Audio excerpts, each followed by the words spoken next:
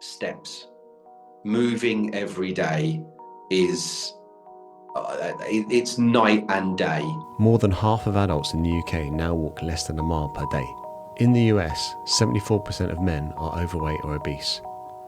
In England, 69.2% of men are overweight or obese. In Ireland, 66% of men are overweight or obese. This is not a coincidence.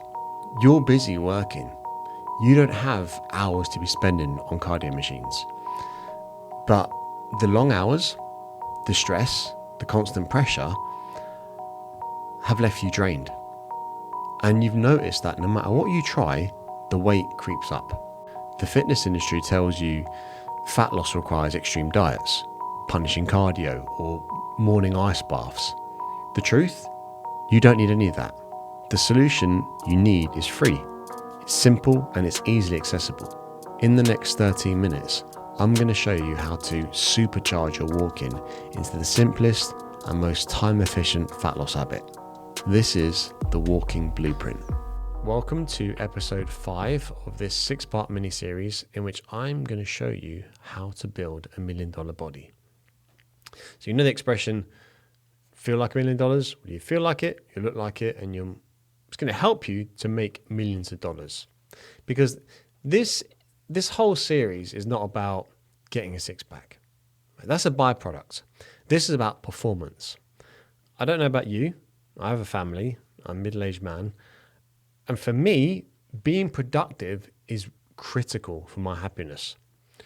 So if I'm clear-minded, I feel full of energy, I wake up looking forward to the day, it drastically improves the quality of my life. Drastically. This is what this is about. This module, this episode, it's probably the least interesting, so I'm going to make it exciting. Because it's exciting because it's the walking blueprint. It is the simplest fat loss hack there is. Steps. Now, I used to scoff at steps. I used to laugh at people that would be tracking their walking on their wearable device. That's because I was ignorant. I didn't realize how powerful it is. I mean, if you look, professional bodybuilders, their job is to be as lean as possible, i.e. have as much muscle and as little fat as possible. Go into a gym and look what they're doing. They lift weights and then they get on the treadmill for 45 minutes, walking. Not running, walking. So the lifting the weights bit was to build muscle, and the walking at a steady conversational pace was to burn the fat. That's what we're going to do. So this can be done on treadmill, outside. We'll get into that in a second and the benefits and how to progress it.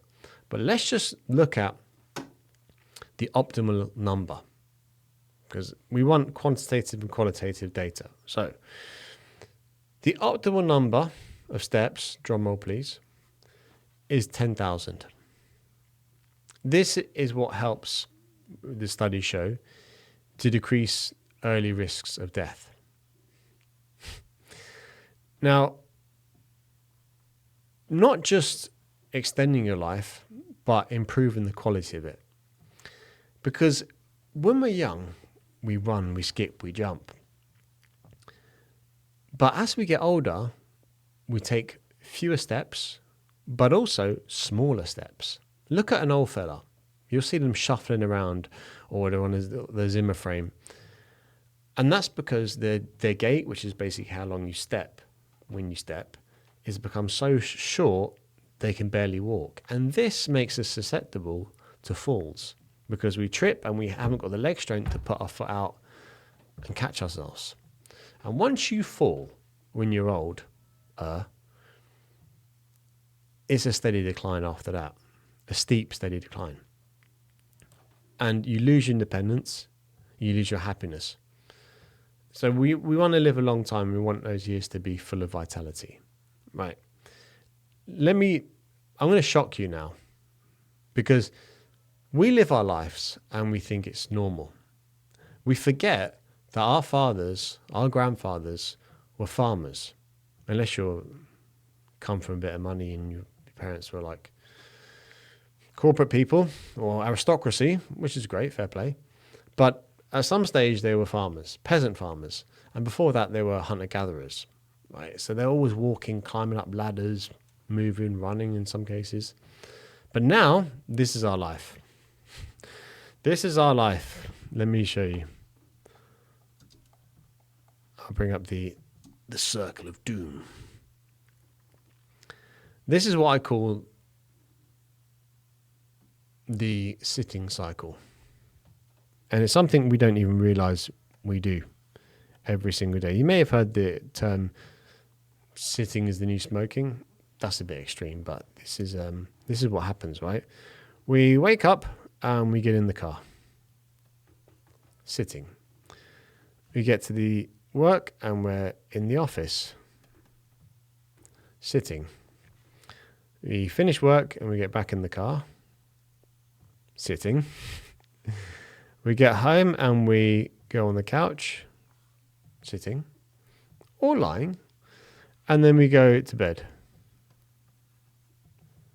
Sitting and then lying. But we don't walk. Now, maybe you do a little bit of cycling here and there, right? Which is great. So that all adds up. And you might do the odd 5K, which is also good. But for fat loss, it's inefficient. We need conversational pace of walking. That's what's also known as zone 2.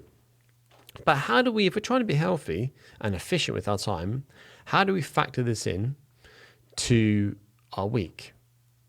Now, you just say you're following the simple strength system, which was the last episode. If you're doing that, you're going to the gym 3 times a week. So does that mean you've got to do 10,000 steps every day as well? No, it doesn't. Let me show you. So let's say Monday, our workout days are, as mentioned in the last episode, Monday, Wednesday, Friday. Right. On these days, because you're training, you just need to do 8,000 steps, not 8 steps. 8,000 steps. And that could be, you could put these in after your workout if you like, or around the workout, but it's generally best to lift weights and then walk, not the other way around, right? So just a quick spoiler alert, not spoiler, but on that, the best times to walk are directly after a workout or in between your meals, which I'll cover in a second, just to say, so that you know. Right? I'm going to cover the meals thing in a moment. Definitely not to be walking as you're eating. But anyway, 8,000 steps on the days when training, and then 12 on the days when not, 12,000 steps. Right. And what I tend to do, especially because, I got young kids and my schedule is Monday to Friday is a little bit restricted. So I'm going to take this here. Let's go into, because a lot of lads I work with, they struggle during the week, Monday to Friday, to get enough steps in. So this is what we can do. I'm going to treat this day here as let's treat this as a weekend. Okay. So I tend to wake up way before 8 a.m., but let's just say we wake up we start walking at 8 a.m. So we're going to split our day into 2, right? And this is a weekend day, so we're trying to do 12,000 steps. Now, if we know we've got 12,000, half of that is 6. So before 12 noon, I try to get at least 6,000 steps in. At least. Because I know that day, especially on the weekend, I'm taking the kids everywhere, or maybe, you have other responsibilities, but that force you to be in the car a lot. Okay, so trying to get at least 8,000 steps before noon. Before noon. Sorry, at least 6,000 before noon. And then when it comes to meals, let's say we got our breakfast, maybe a brunch here, and then you have your lunch here, and you have your dinner. So we walk after meals. So here, and an evening walk as well. That's the best time to walk, directly after a meal. The reason for that is it helps to metabolize your glucose. So simply put, when we eat any food, it has a glucose response in our body. So some is higher, some is lower. So example, like a piece of steak is very low in the glucose index, but a watermelon is very high. But either way, it turns into glucose. And now we want to shuffle that all around our body as efficiently as possible. And walking is the best way to do this.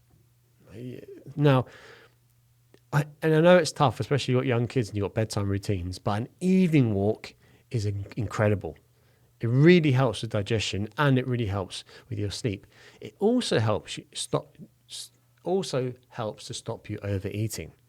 It makes a huge difference.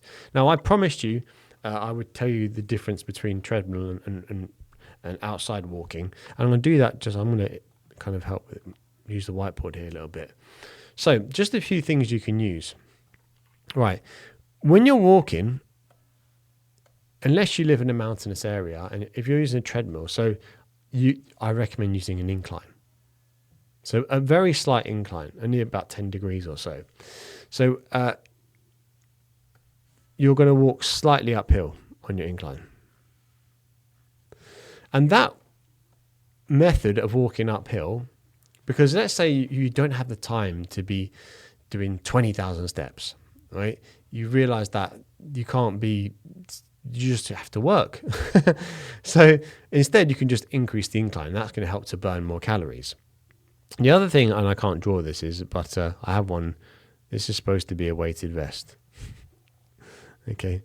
I have a weighted vest. Now, you could use this. Let's put my head there. Neck and legs. Not any trousers because, whatever. Live free, innit? Wearing a weighted vest. Now, you could, if you don't want to buy a weighted vest, wear a weighted rucksack. I mean, in the States, they call this rucking. Gotta be careful how you say that. The problem is I found with a weighted rucksack is it puts doesn't distribute the weight evenly. So I found it causes chafing in the lower back with the rucksack rubbing on your lower back. So if you can afford a weighted vest, it's great. It goes over, evenly distributes the weight. Make sure you get one with the sand weights, not plate weights, because it's a lot more comfortable when you're walking. And the last thing I'll say is make sure you're tracking. So I don't mean tracking yourself, as in like where you're going, but make sure you're taking photographs, right? So when you take a photograph, that's supposed to be a camera. Bling. When you take a photograph, you can see, okay, I am changing. I can physically see the difference in my body. Because measuring yourself is great, right? And measuring your body fat is great, however you do that. But cross-referencing that with actual photographs of yourself, you'll start to notice, not week on week, but month on month, are you physically changing? Are you actually losing fat?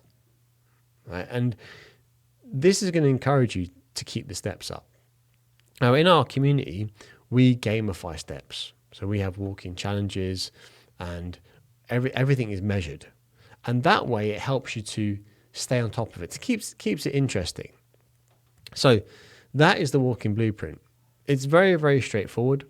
You make in summary, make sure your diet is right. You're following the easy eating system.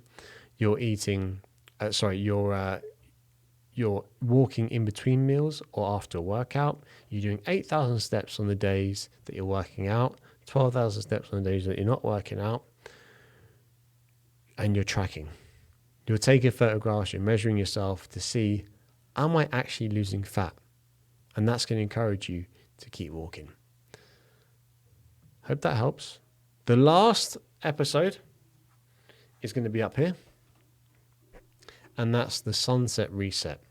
Because the best way to have a good day is to have a great night the night before. Thanks.